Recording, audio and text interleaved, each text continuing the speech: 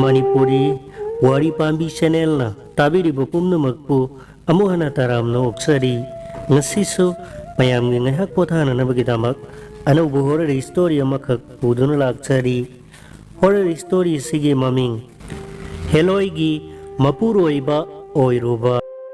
horror story sige writer Laishram Arun Singh Haujik tamin narasi mayam ng ngahak tang pothana na bagitamak ngasi amuk pudun laksari ba ano bu horror story Heloi gi mapuroiba oiruba Sangkarna mi hurat yenglaga mirak narak yenglaga mahak na fatlauna imungdagi thorke tawba magtada mahak kinupi ranina satlauna akaldagi sensalatna khami kadai chatpi duino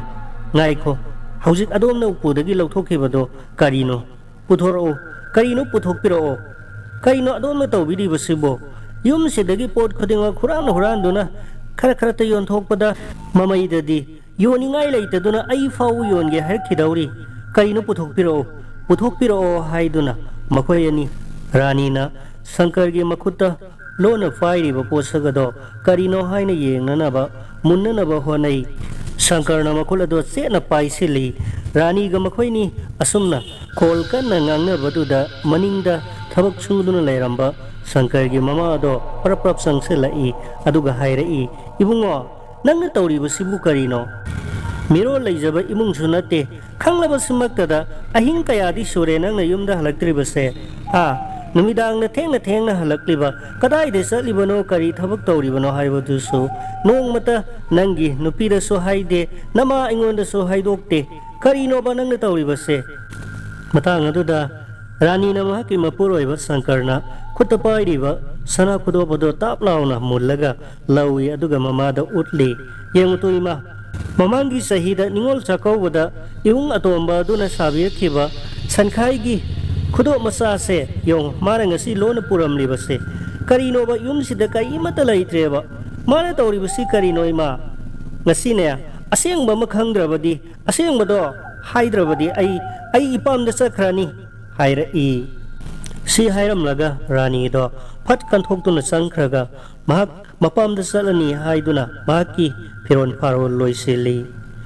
Shankar tawpham lakpung khangdana tuminna leptuna lai asomdana mamana kanna ngangli hayo ibunga haida bayaroi ngasigi numita rani su mapam sakhrani ai sune yumase thadok tu na satkhraga dabani hayo nangna aseng badu ek haidrabadi nama isu yumase thadokrani asumna yamna kanna taksallaklabada Shankar upai lairakraduna mamada hairai ima ai wari do ai haizarage do ima do haibadi ikaeva ai rani da loina wari do lirage hauji ai lirage ba haibadagi mamado fai harabadi pumna mak fai fatrabadi na fatte hairibasini hairam laga sauna thokre Sangkarna tapna sangsalakuna mahaki nupi rani da hairai rani ai aseng bado ngasidi hairage nang amuk tatap thako wari se imada sunang na khara hayo ai na haibadi ngamdre asumna Sangkarna mahaki nupi rani buthe madana aseng ba thokhiba thawdo adugi wari ado lina na ba onari Shankar khoigi kungang nase Singya da taba kul amakakni makoigi kul adugi hek manakta lairiba sing ado singmi kul amata suta dabana sing aduda anakwada laiba kul adugi miyamna lam kansinaduna pochai thanai makoina koiriba singi umfam aduda awa pothana na ba sangmasa amumam saduna loina thamnei Sangkarna hairai rani Aikoigi kulasida mayamna khangnariba maibadaram aikoinadi maibadarambu aikoinadi tasaudaram kauidana mahakida nongma poinugi laulokpa ahingama yaurui phaugarakpa halakpada mayam awa potha boina yen khra ngauduna samin thangina duna famminai mahaki masa singdi loina tongan chakredana mahak matomdani magi nupi su laikidredana Sahi yam silakwa mata matomta tongan saduna lai aina hanglui taso karigino taso na ahal oisilakaba matam asida tongan chaduna leiribasibo nasana mausingsꯤga pundribasibo mahakna haiki aigi isa imausing asina aina maiba khara saduna sen khara tanbagi thabak ase makoina pamde yade to o hai aidi masina sinphama moina leiribanina aidi masi thadokpa ngamloi hairubada makoiga khana sauna duna ai tongan charibanine asomna aikoi famina duna wari samina rambadagi aiga famina ramba makoi ani humdi mathang hogatuna sana khre aisu thenglakle yumda halage haiduna haugalakpada tasau daramna aibu konthong phawbu thindok pirakhi aina kadai degi la ko wakhalna no khangde satlauna hangjiloi tasau si yamna kana ahal oiba maksunatri itomta leiba sibu nungaibrani ine yaudana yum panba sibu nungaibra haiba ine boga ahing thengba tumlamdai daga ningsinglaktabra haiba asumna hek hanglure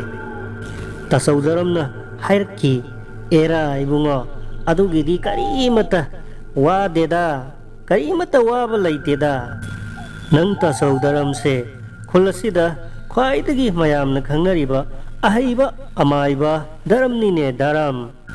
nisana khara wang pankhalakpa matang oibaga wariado yamna nungaiki aina karino hairibsu tasau mayik sengna haibiyune hairubada tasau daramna yengo sak phajabada heloi taret hainaidana taramlani mingondadi sel ani suna haiba yade ko nangna atopada hek tamthoklaba nang tinthung laithung haibado pakkadauribani nangi tasau maiba daramni ko hairibase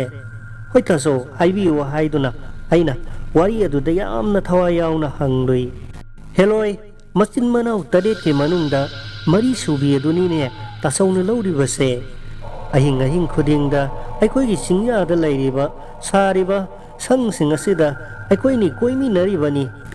ahing kaya yarik minaribani ne mase amukasu aina haribasini ko ningonda silani suba yabo wanate ko masak phajakhrabi thot lauribi tanauribi heloigi mapuroiba oibasidi aikoi di sahi yam silaklabanina ningbadi itung thungdeda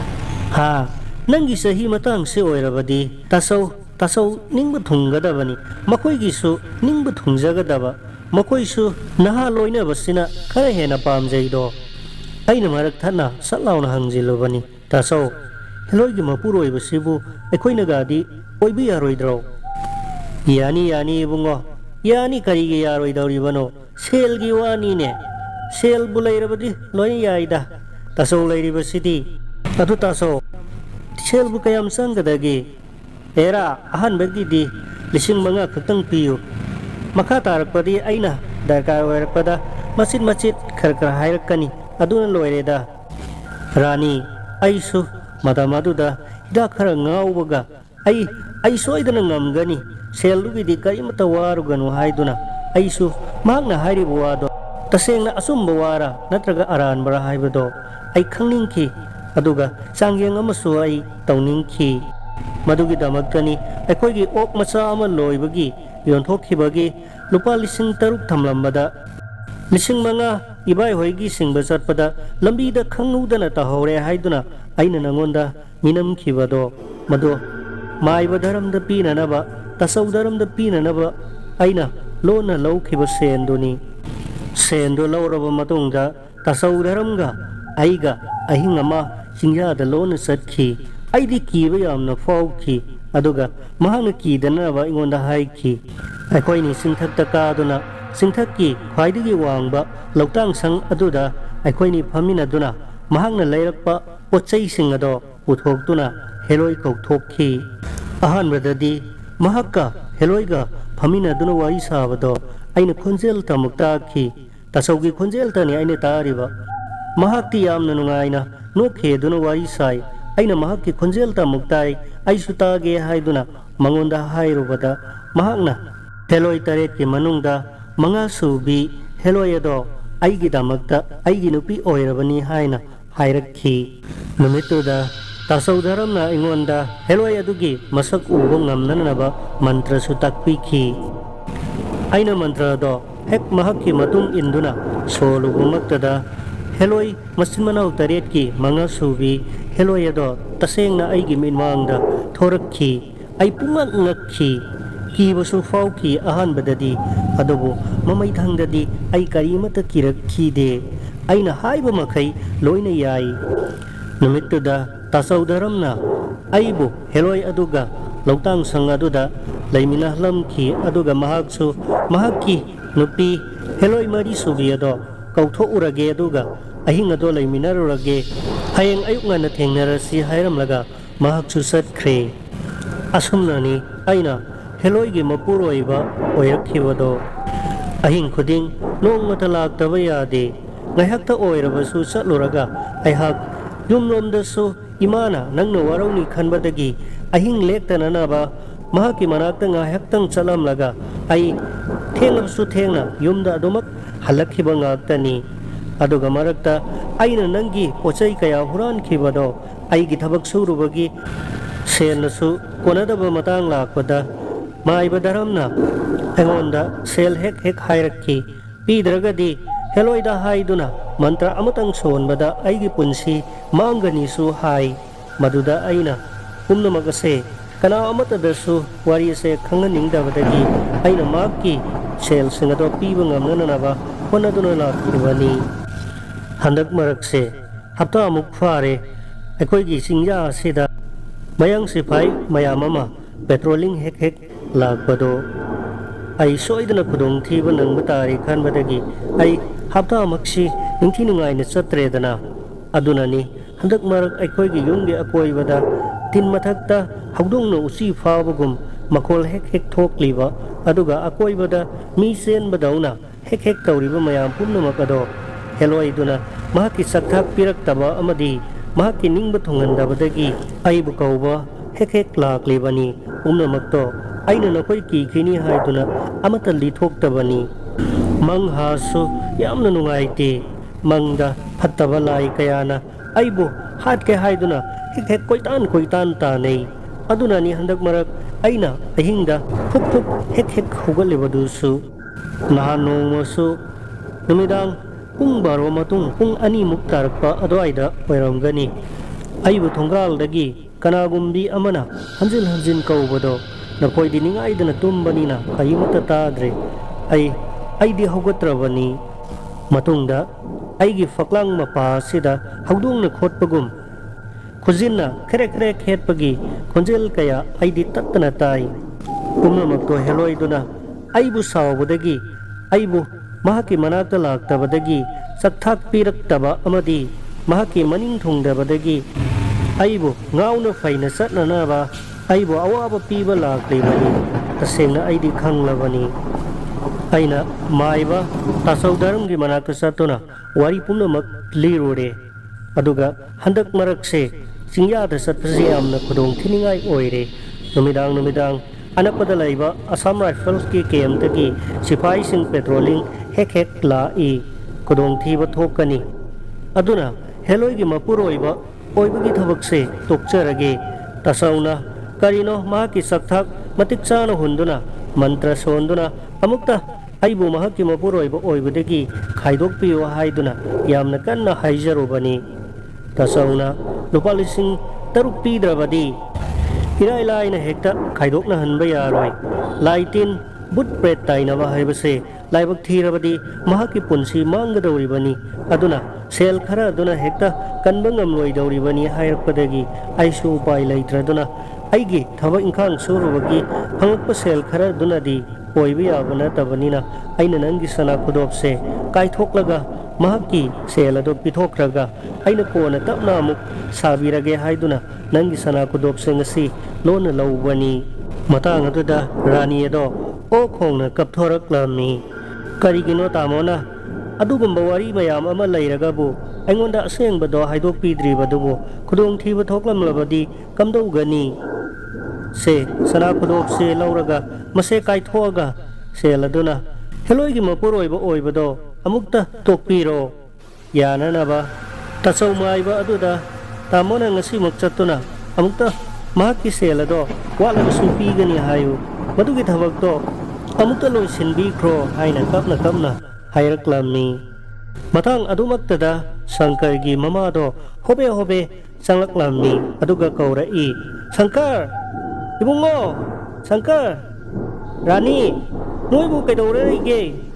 ꯀꯩꯗꯧꯔꯒꯦ ꯏꯃꯥ, ꯀꯩꯗꯧꯔꯒꯦ ꯏꯃꯥ ꯍꯥꯏꯗꯨꯅ ꯁꯪꯀꯔ ꯑꯃꯁꯨꯡ ꯔꯥꯅꯤ ꯃꯄꯥꯟꯗ ꯃꯃꯤꯠꯇꯣ ꯃꯄꯤ ꯇꯩꯊꯣꯛꯅ ꯊꯣꯔꯛꯏ꯫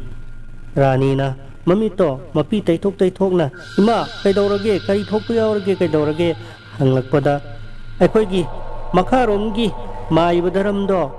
ꯆꯤꯡꯌꯥꯗ ꯅꯣꯡꯃꯩꯅ ꯄꯥꯟꯗꯨꯅ ꯁꯤꯗꯨꯅ ꯂꯩꯍꯧꯔꯦ ꯑꯗꯨꯅ ꯃꯌꯥꯝ ꯌꯦꯡꯕ ꯀꯣꯏꯆꯦꯟ ꯆꯦꯟꯅꯔꯤꯕꯁꯦ ꯅꯈꯣꯏꯗꯤ ꯑꯃꯠꯇ ꯇꯥꯔꯝꯂꯔꯣꯏꯅꯦ꯫ ꯉꯔꯥꯡ ꯅꯨꯃꯤꯗꯥꯡ ꯆꯤꯡꯌꯥꯔꯣꯝꯗ ꯅꯣꯡꯃꯩ ꯃꯈꯣꯜ ꯈꯔ ꯇꯥꯈꯤ ꯍꯥꯏꯗꯨꯅ ꯏꯃꯥꯅ ꯈꯟꯕꯅꯤ꯫ ꯅꯣꯡꯃꯩ ꯀꯥꯞꯅꯕꯃꯛꯇꯤ ꯃꯥꯟꯗꯦ,